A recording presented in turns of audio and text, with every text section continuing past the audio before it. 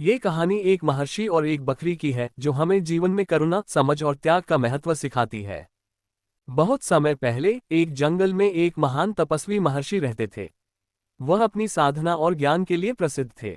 उनके पास दूर दूर से लोग सलाह लेने आते थे। एक दिन महर्षि ध्यान में लीन थे, तभी उन्होंने पास से एक बकरी की करुण पुकार सुनी। जब उन्होंने अपनी आंखें खोली तो देखा कि एक शिकारी बकरी का पीछा कर रहा है। बकरी भयभीत होकर महर्षि के आश्रम में शरण मांगने आई थी। बकरी ने महर्षि से कहा, हे महर्षि, मुझे बचाए, शिकारी मुझे मारने आया है। मैं आपकी शरण में आई हूँ। महर्षि ने बकरी को आश्वासन दिया और उसे अपने आश्रम के पीछे छिपा दिया। कुछ समय बाद शिकारी वहां पहुंचा और महर्षि से पूछा, हे महर्षि, क्या आपने यहाँ से एक बकरी को भागते हुए देखा है? महर्षि सत्यवादी थे। उन्होंने झूठ नहीं बोलने का प्रण लिया था। लेकिन उन्हें ये भी समझ में आया कि अगर उन्होंने सच बताया तो बकरी की जान खतरे में पड़ जाएगी।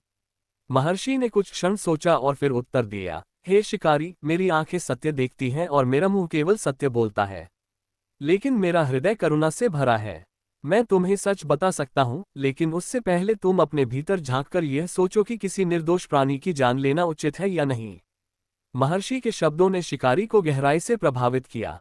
उसने सोचा, क्या मेरा ये कार्य सही है? ये बकरी मेरी भूख मिटाने का साधन हो सकती है, लेकिन क्या मैं इसके जीवन का हकदार हूँ? शिकारी ने अपने हथियार फेंक दिए और कहा, महर्षि, आपने मेरी आंखें खोल दी। मैं अब किसी निर्दोष प्राणी को नहीं मारूंगा। बकरी ने महर्षि को धन्यवाद दिया और खुशी खुशी जंगल में लौट गई। कहानी से सीख। ये कहानी हमें सिखाती है कि सत्य, करुणा और विवेक के साथ सही निर्णय लेना चाहिए। दूसरों की मदद करना और अहिंसा का पालन करना जीवन का सबसे बड़ा धर्म है।